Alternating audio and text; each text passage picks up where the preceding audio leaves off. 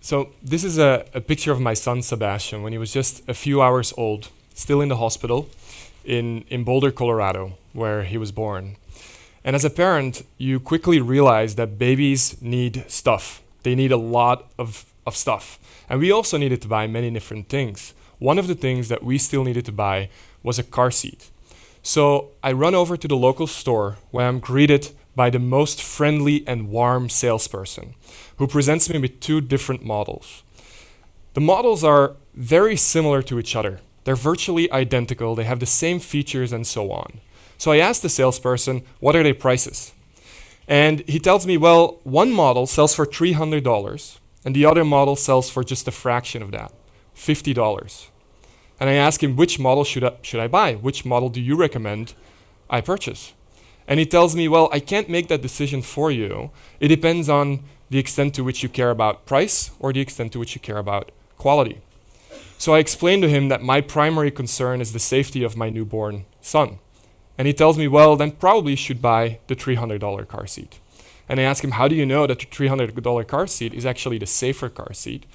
And he explains me that this car seat is produced by a very prestigious brand, a brand that is well known to engineer the safest products out there.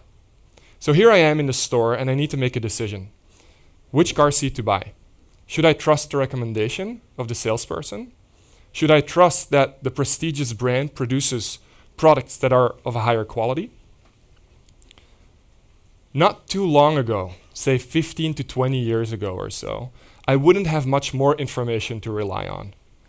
I'd have to make a decision like this. But the times have changed.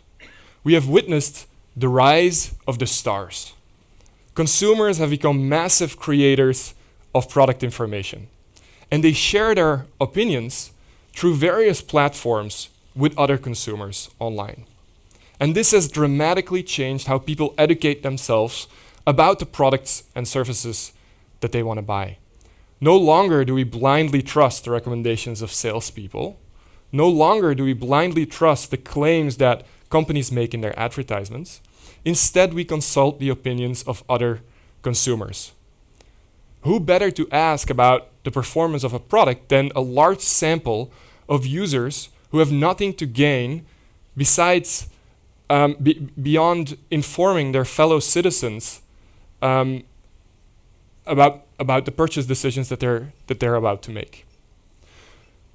So I tell the salesperson, I need a little bit of time. I need some time to think. I walk over to a different aisle where he can't see me, and I pull out my smartphone. What I'm seeing on my phone is reassuring to me. So what I'm seeing is that one model, the more expensive one, gets a rating of 4.6 out of 5 stars, and that this is much higher than the rating that the less expensive model gets on online, 3.8 out of 5 stars. So this increases my confidence that indeed I should be spending $300 on the premium car seat. So I start to find my way over to the cash register. Meanwhile, I'm still on my phone. I'm trying to understand what those users say about the premium car seat. So I'm looking through the reviews, and there's one particular review that catches my attention, in part because it was rated as the most helpful review. Let me share it with you. After what happened to my family, I feel I need to share our experience with this car seat in hopes to save other children's lives. Recently, we were in a horrible accident. Both of my girls were in these car seats and walked away with minor cuts and bruises. Anyone who saw the car after the accident can't believe they walked away without critical injuries. My youngest was sitting on the side of the car that hit the traffic light, and it's a miracle she has very minor injuries. Now, what this review made me realize is that to evaluate the quality of a car seat, you'd have to see how it does in a crash, just like this reviewer did, unfortunately for her and her family. But I also realized that the conclusion that this reviewer is drawing from her experience is actually flawed. Why is it flawed? It's flawed because she doesn't know what would have happened if her children were in a different car seat, or perhaps not in a car seat at all, not buckled up at all. So to accurately evaluate the performance of car seats in this case, you need to do crash tests simulated crash tests, and see how different car seats perform under the same conditions. Now, I can tell you there's very few consumers, if they exist at all, that engage in these types of analysis before sharing their opinions online with other consumers. There are a few organizations that do tests like this. Consumer Reports is one such organization. It's an organization that works independently from manufacturers, so they can guarantee unbiased information to the consumer. So what does Consumer Reports think about the car seats that I saw in the store? Well, the cheaper model got an overall score of 69. 69 out of 100. That's far from a perfect score. Nevertheless, it puts it among the best performing models that Consumer Reports tested at that point in time. How about the more expensive model? That model got a score of 53, much lower than the 63 of the cheaper model, second to last in the category. Performing worse in terms of crash protection and in terms of ease of use relative to the cheaper model. So this personal story brings me to the more general question I'd like to ask today. Should we trust the recommendations of other consumers? Can we expect that products that are rated higher by users, that they also perform better? So to investigate this question more systematically, I teamed up with a few colleagues at the University of Colorado in Boulder, and we examined to what extent the ratings that consumers give for products online correspond to the scores that experts give to the same products after doing standardized tests. And we looked at more than 1,000 products across more than 100 product categories. The categories that we looked at include things like laundry detergent, headphones, bike helmets, blood glucose monitors, smoke alarms, sunscreens, etc., etc. What's common across these product categories is that it's possible to objectively rank alternatives within the category if you use appropriate measurement instruments and you test performance in controlled environments. So what did we find? There's good news. The good news is that there is a positive association between consumers' opinions and the performance of the products. On average, products that are rated higher also perform better in standardized tests. There is a correlation of 0.18. Now I realize that this number may not be so meaningful to you. So to interpret it, have a look at this graph here. You can think of the circles as products. Each product has an online rating, which can be read from the horizontal axis, and a score as assigned by experts from Consumer Reports, which can be read from the vertical axis. As you can see, there is a positive association here in this graph between star ratings and performance. But it's hard to detect with the naked eye. I can tell you it's there. The correlation is about 0.18, but it is hard to see. There's a lot of noise in the data. There's many products that get high ratings but perform poorly. And there's many products that get low ratings that perform very well. Another way to think about this 0.18 is as follows. Suppose you take two alternatives within a category, two models of car seats like I did, and one is rated higher by consumers. What is the likelihood that this model that is rated higher also performs better in standardized tests? Well, that likelihood, when the star difference between the two alternatives is smaller than 0.4, is 50%. It's basically a coin flip.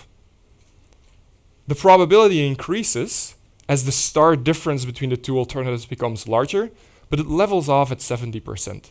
It doesn't get higher than that. So there is a weak association between consumer opinions and objective product performance. Why is it so weak? Why is it only 0.18? Why is it not higher than that? There's many reasons for this. Some are obvious. There's a lot of fake reviews out there, and platforms are taking action against those fake reviews, although they can't weed them out perfectly. But there is also less obvious factors at play. One reason that I want to highlight is related to statistics.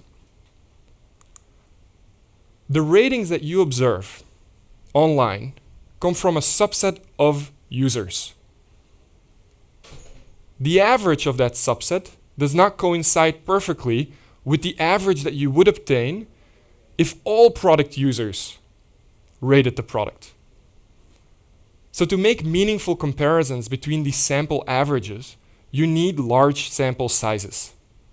And unfortunately, oftentimes we don't have large sample sizes. If one product is rated 37 times and another product is rated 6 times, and there's a half a star difference between the two, you just don't have enough data to conclude that there is a difference between those averages. Another problem is that the subset of consumers that rate products online is not randomly sampled from the total population of users. Users with extreme opinions are more likely to post their opinion online.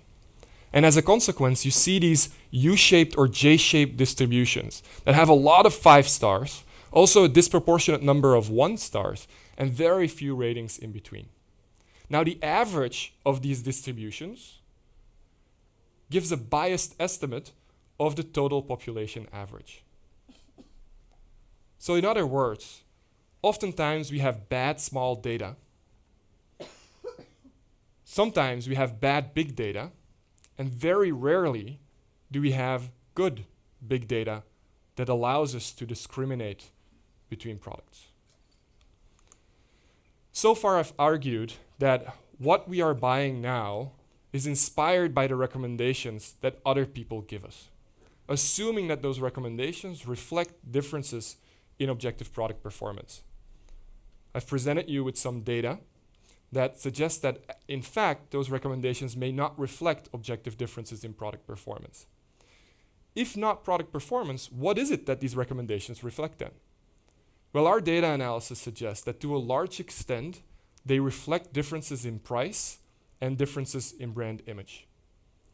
Good old marketing tactics, such as price signaling and advertising, are still very influential in today's age of online reviews. Take 2 products with a very similar performance in the standardized tests. The products from the most prestigious brands and the most expensive products will achieve a rating that is more than half a star higher than the products from less prestigious brands and less expensive models. So this pattern of results poses a threat to consumer welfare. In the old days, when a salesperson would recommend you buy a more expensive car seat because it's supposedly of higher quality, you might stop to think and say, this salesperson might be motivated to obtain a commission. If Jennifer Aniston tells you that you should purchase a certain skin lotion because it will result in a more beautiful skin and a more healthy skin, you may stop to think that Jennifer Aniston is a paid endorser. We don't blindly accept the opinions of salespeople. We don't blindly accept the claims that companies make in their advertisements. However, when we look at the opinions of other consumers, we let our guard down. And that is a mistake, because to a large extent, what other consumers are telling you online is very similar to what the companies are communicating in their advertising. Users are parroting the claims of companies in advertisements. So in conclusion, let me leave you with a recommendation. I recommend you rely less on the recommendations of other consumers. You should realize that the ratings out there come from a small and biased subset of imperfect people who evaluate products in imperfect conditions. We should let the stars fade out for a bit when we make purchase decisions. Thank you.